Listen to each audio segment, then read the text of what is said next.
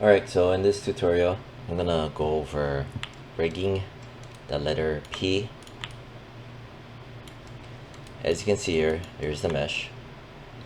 I made a display layer for that mesh. Always important to have these. Like I said in the previous tutorials, I will be grading for things like this where you have them organized in a display layer. There's practical reasons why for having display layers for the workflow and stuff like that. So if I were to select the mesh, you can see there's no history. If I look at the selection, the move handle gizmo, as you can see, it's at the center of the 3D world at the floor. If I look from the front, you can see how it is evenly centered. And I know this because if I were to count the grid squares, 1, 2, 3, 4, 5. 1, 2, 3, 4, 5. Right in the middle, in the front. From the top, as you can see, it's right in the middle, placed right in the middle. From the top down. From the side view, it is also placed right in the middle. These have to be laid out. If not, something will break, something will get compromised. Just do what needs to be done. Okay, so double check that. Alright, so move handle at the very bottom. The mesh has its transformations frozen, cleared out, clean. The mesh has its history wiped out as well. The mesh has its own display layer. The display layer is named. I'm gonna now lock the mesh, setting it to reference. You can see here it's named as well with the space, little underscore and mesh. Alright, I have my X-ray joints on. I'm gonna mainly work from the front panel, orthographic front, with the X-ray joints on as well. Alright, just an example. Here is a test run I've done before. These are all the bones. So if I were to grab this bone, I can do this. Don't mind that. I can grab this. I can grab it and rotate it. Like so. I can grab sparingly just a couple of bones going down the chain. It's like this. Shifts like that, shifts like that. I can turn. I can turn. I can do this. I can do that. I can grab from the base, like so. I can grab, say, this, and this, going down the chain, and do that. I can do that. I can turn, or turn this way, and then, yeah. This is not bad, it's decent, you know? When it'll do things like this, right? But it's fine. I just gotta compensate and adapt and turn the other bones ever so slightly so that I can maintain a line of action. I can grab this. I can kind of bend it down if I want. I can grab that, bend it down if I want, like so. Then I can grab all the bones, and then under the rotate, press 0, and it'll come back to normal. As you can see, it works. So that is the sample file. Okay. Alright, so that was like about 5 minutes. Now, like I said, I'm going to work from the front. I'm going to go into the rigging menu, skeleton, and I'm going to tear this off. Click. I'm going to place them on the shelf. Create joints, option box.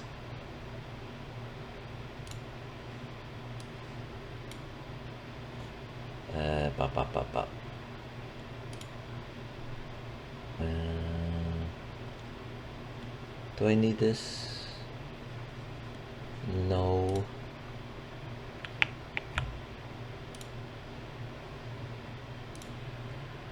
Alright, so I want to place the create joints on the shelf, which is Control, Shift, and left click. There it is. Next, I want to use, I don't need that. Mirror joints I do need, but I am gonna use the option box for it. So Control Shift option box and click on the option box. There you go. And that's it for now for the skeleton. And yeah, let's work on that. So create joints, click it, turns into a little aim crosshair handle looking thing. I'm gonna just place one anywhere like here. I'm gonna press W to get out of the tool. Here's the joint. I'm gonna press X and I'm gonna make it snap to the grid floor. Any one of these grid floors, I'm gonna press X so it snaps. See? Right there. Grid floor. Then I'm just gonna move over here ish and make sure you have the X-ray joints on, and I'm gonna chuck it up right around here. I'm gonna immediately name it P root joint. I'm gonna raise radius to 1.2, make it big and chunky so that visually it signifies that this is an important root joint. I put the root joint there. It just makes life easier versus up here. Preferably you probably want to put it here. There's reasons why, but we're just gonna keep it simple, put it down here. Alright, so that's the P root joint. Bam. Not too bad. I'm gonna grab the P root joint, and then what I'm gonna do is Control D as in David. Made another P root joint. I'm going to double click on it, and I'm gonna name it with a space spine joint 01. After I name it, I'm gonna slightly chuck it up here. I'm gonna go into my channel box and I'm gonna put the radius at I don't know, 0.35 or maybe 0.5. Yeah, 0.5. The size of the bone does not influence the manipulation of the mesh. I used to think that, but that's not the case. So I repeat, the size of the bone does not manipulate the influence of the mesh when it contorts. So anyhow, I placed it down here. There's a reason why I placed it down there, right? Because it's a hinge area. So if I bring in my sample file, this guy right there, right? See how close it is? It allows for this. See, it's pivot point, it's hinge point. Versus if I were to place a bone right here instead. So hopefully you can kind of see why. Because you don't really, you could do this, but you see what it does, right? You see how it moves off the floor versus this. See, it just looks better. It just doesn't look as stupid as doing this. See, this looks just lame. Right, that's the reason why, among other things. Any major hinge area, I put the two bones next to each other pretty close, right? So that's what it is, whatever. Next, I grab that. And I'm going to make a copy of it, Control D as in David. And I'm going to move it up. And I'm going to move it up right around here. Ish. Actually, a little bit lower, right around here. This much distance, clearance from each other. Alright, then after that, I'm going to make a copy of this, Control D, and I'm also going to lift it up right around here. Right around here, perhaps. Actually, yeah. And then I'm going to grab these two, right? 2 and 3. And then I'm going to make the radius at 0.35. So I can just... I don't like when the bones, the nubs, I call them nubs, right? When they're just the little circles. I don't like it when they're big and right next to each other. It kind of just feels claustrophobic in a way. So yeah, this one right around here-ish, this one right around, yeah, around there is good. Okay, next stage is to grab this. I'm gonna make a copy of that again. Join 4. I'm gonna nudge it up right around here. This area is like its head and neck in a way, right? Because it's a major pivot area, so that's why I put one right here, like so. Okay, then I need to make one right around here, so I grab this, Control D, and I'm going to lift it up right here, right in the middle, right around there. This instead, I'm going to name it P, and that'll be the start of the head joint, 0, 0, something like that. And just to help differentiate it between everyone else, I'm just going to make it like 0.5, like that. So you can kind of visually see the differences.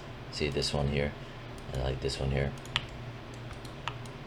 So I named this head joint 0, 0, right? After that, I'm going to make a copy of it. Control D. And then I'm going to just chuck it over. But I'm going to chuck it over right around here.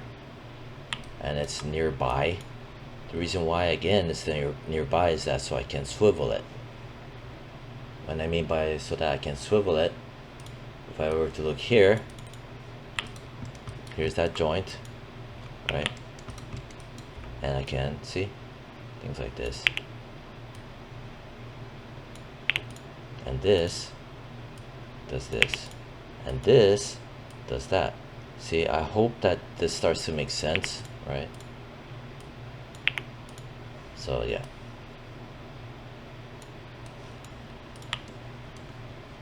Alright.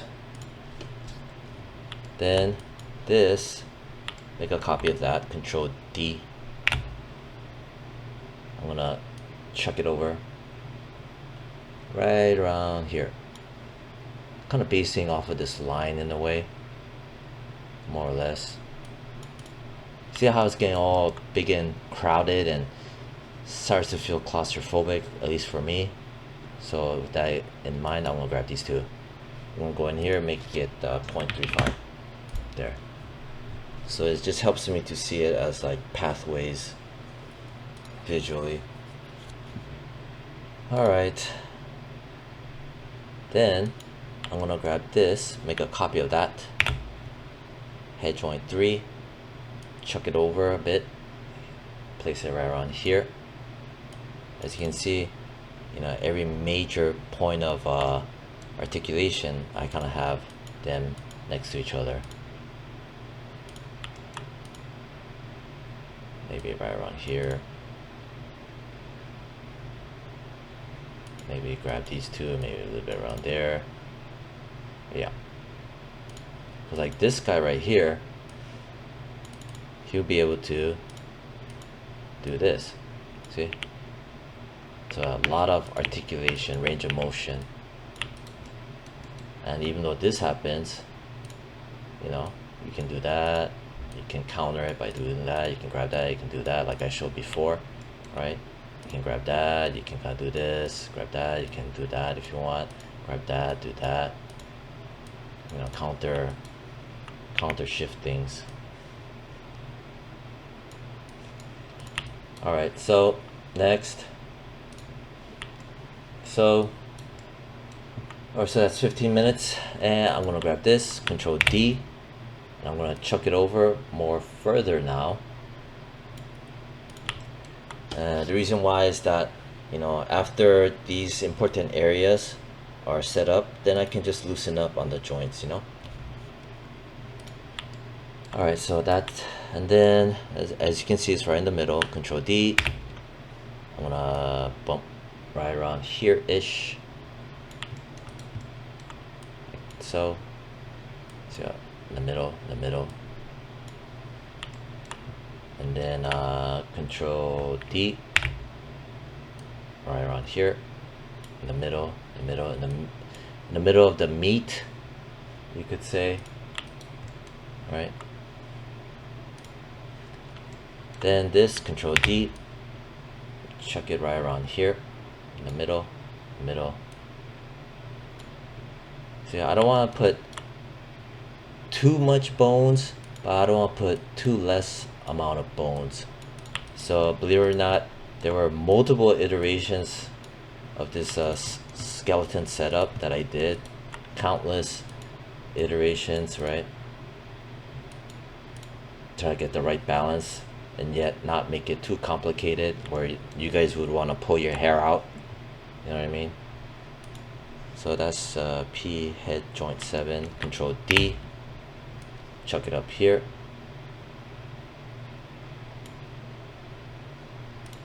Control D, chuck it up here. Control D, oop, just push it forward. And then I noticed that this part, right, could be a little bit higher. If you notice, here and here, just a little bit higher around there, right? This one, maybe I'll kind of nudge it down a bit. Maybe I'll pull it out here a bit, right? I mean, it doesn't really matter, like as in life or death, you know, for the rig, but it's just OCD-ish a bit.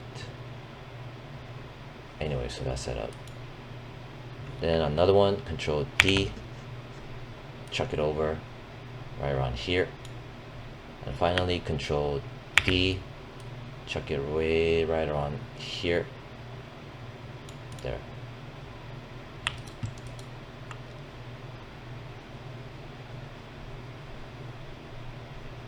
Maybe just want to lower a bit.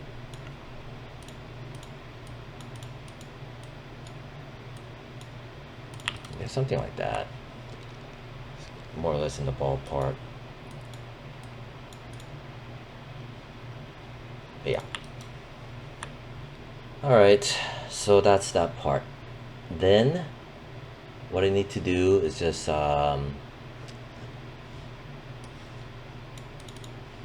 need to make this, and this. This is the rest of the spine. Right? You'll notice they do not connect. You cannot connect them actually either. So please do not try to connect them. What I'm gonna do is grab this. No, actually grab this. Right, the one below, P spine joint 04, right? Because I want to copy the name, because this one says head. So I want this spine. So I grab joint 04, P spine joint 04, press Control D. It's down here. I'm gonna chuck it up here, right around here. So you got joint 5, right? Then Control D for joint 6, place it right around here.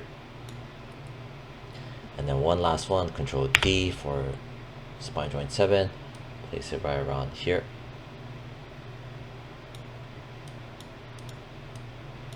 Like that. And that's it for that.